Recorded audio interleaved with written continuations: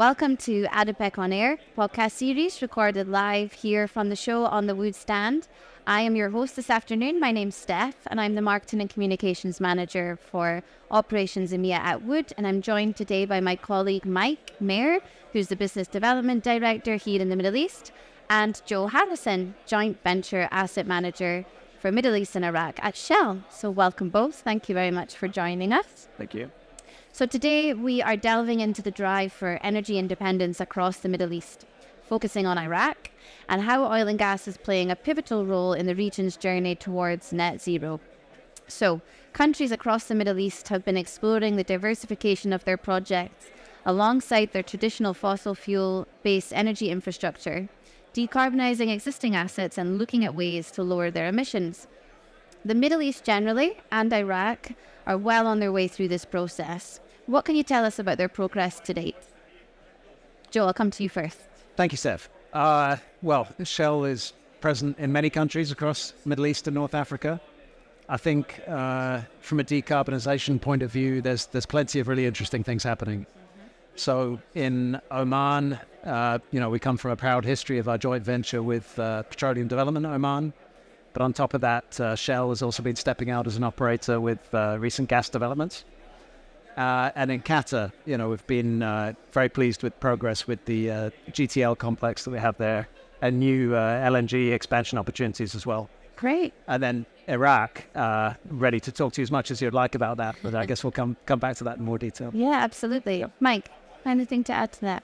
Yeah, I think in general, the question around kind of energy security alongside decarbonisation is something that you said the region's pretty far advanced on. And I think, if you look at places like the UAE, clearly transitioning away from a really well-established energy infrastructure is going to take quite a significant amount of time.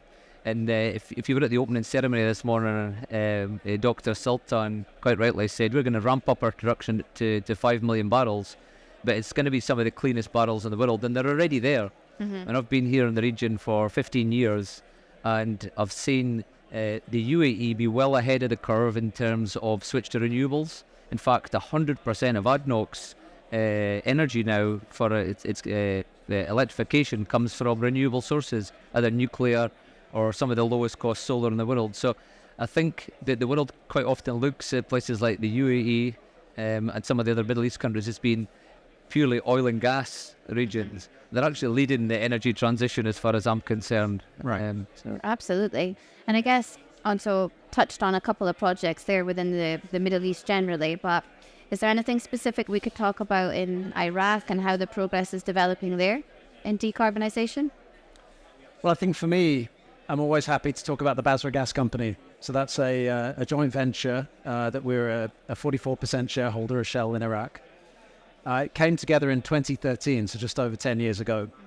And back then, only 300 million standard cubic feet per day of gas was being captured and more than 2 BCF per day of gas being flared in Iraq. So over the last 10 years, enormous progress has been made together with partners. With lead shareholder being the government of Iraq, and then another shareholder, the Mitsubishi Corporation. But together, we've brought that venture to a place now avoiding 20 million tons per year of CO2 emissions by capturing gas that would otherwise be flared. Just an extraordinary achievement. Absolutely. And actually touching on flaring there, because Iraq has developed a roadmap to reduce gas flaring with the aim of zero flaring by 2030. And I know that Mike Wood are doing a lot to support our clients in the region. Is there anything you want to touch on there? Yeah, really, look, I think the Iraq's journey is a fascinating one. I think they're coming from a very different standpoint to the one I mentioned earlier, like the likes of the UAE, who are were really well in control of their energy infrastructure, oil and gas for many years. Iraq's been playing catch up. So I guess in the last decade, with the introduction of the IOCs to help them, the formation of Basra Gas is one. I could talk to the work that we're doing with Waru and Bechtel, which is the joint venture with BP, BOC and PetroChina. They've got a huge program to reduce flares, and they've probably got the largest infrastructure in Iraq. And, it always fascinates me when I go there and you see the amount of black smoke that's produced from some of these flares. So the point in the journey that Iraq are on is to reduce black smoke from flares until such time as they have enough infrastructure to be able to do something with the gas that they produce, which is where the Basra Gas Company really comes in. So we're working across the whole spectrum of driving operational efficiency in assets, modernising assets, reducing flaring on assets, right through to capturing the gas and moving towards a point of gas self-sufficiency, which is really, where Iraq needs to go for, economic and social development, quite frankly. Right. Great. So ADIPEC, we're here at ADIPEC. Decarbonising faster together is our main theme. And Iraq is very focused on harnessing oil and gas, but there's also investments in things like methane reduction, for example. So what is the industry doing in Iraq to support the government meet its emission reduction aims and targets? Well, I think the Basra Gas Company by itself is a sort of enormous contributor to that. And it's not just about stopping gas flaring. Because if we go back 10 years, Iraq was importing LPG for the domestic market requirements around heating and cooking. It was importing motor gasoline for the local market. And the Basra Gas Company, as well as taking this gas and processing it and using that gas for power stations, also produces these liquid products and has managed to turn that around and made Iraq again an exporter of both those products, exactly as it should be. Yeah. So that's the sort of central mission. And then on top of that, there's just doing the business itself in a more responsible way. And that's around reducing flaring from own operations, from reducing venting, from controlling methane emissions in other ways. And it's all part of that solution. And is there anything you'd like to add, Mike, about the perspective? I think the points that Joe just made there and the point I made earlier, it's they're on a very different point in that journey. We're working with some customers around the world to look at managing the reduction of small methane leakage from existing plants through our Iris Edge technology. Right. But if you go to Iraq, we're looking at doing something very basic there. It's about repairing aged infrastructure. It's about starting to create a cleaner Iraq for people to live. So reduction in flaring and preventing the company having to buy LPG to import. All of that starts to allow Iraq to stand back on its own 2 feet and continue that journey of ramping up hydrocarbon production that the world needs. So it's that there's a kind of a full circle going on in Iraq, as they're helping themselves manage a whole load of really challenging things that, quite frankly, we're not faced with in places like the UAE or in some of the more westernized parts of the world. So I think if you put all of that together, it's a package. Methane reduction is actually one element of a fairly major thing that's going on in Iraq right now. So Absolutely. And I guess another side, and you kind of touched on what you were saying there about energy security, and Iraq, like others, want to become energy dependent.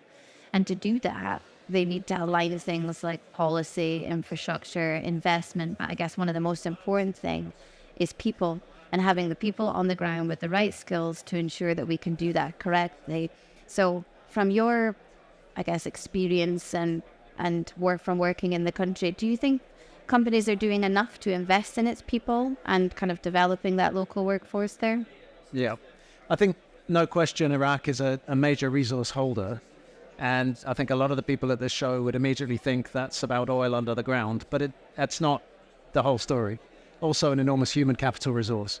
So again, the Basra Gas Company, as a sort of proud shareholder, more than 4,000 Iraqi staff members in that joint venture. Most of them secondees from our government shareholder, but also an increasing number of direct entry graduates. So the company has been really pioneering, I think, partnership with the Basra University in finding a way to access the very best graduates coming out of that university and bringing them into an environment where they can develop themselves very quickly indeed.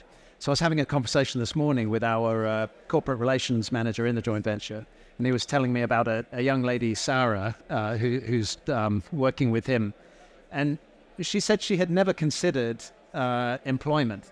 She went to university and she had ambitions there, but she assumed that she would never have access to jobs thereafter, just because of the nature of high unemployment levels and a reliance on predominant connections to moving through into employment. But she found her way into the Basra Gas Company. She's thriving there and finding, a great combination of challenge and support every day. And she's one of, I think, 60 now graduates who have come through that program, with many more to come. Great. And we ourselves operating, we've got our big office in Basra, and there's lots of great initiatives that are going on. You've been there and you've seen it. I mean, I'm immensely proud of what we've done in Iraq. I mean, we entered Iraq back in 2013, and at the time, we set off on a journey that we were definitely going to develop an Iraqi workforce. It was the right thing to do. There was no pressure from any of the operators for us to meet certain targets like there is in some other parts of the Gulf. And I'm really proud now to say that we've got 340 Iraqis working for us in Iraq, and probably another 30 or 40 working for us outside of Iraq. We've got 45 graduates currently going through the graduate scheme from Basra University. We're working with girls in schools to come into industry. We're setting up a design academy. We're looking to set up a trade training centre. So, all of that's possible through that balance of the need for Iraq to continue to produce oil and gas whilst going on an economic journey.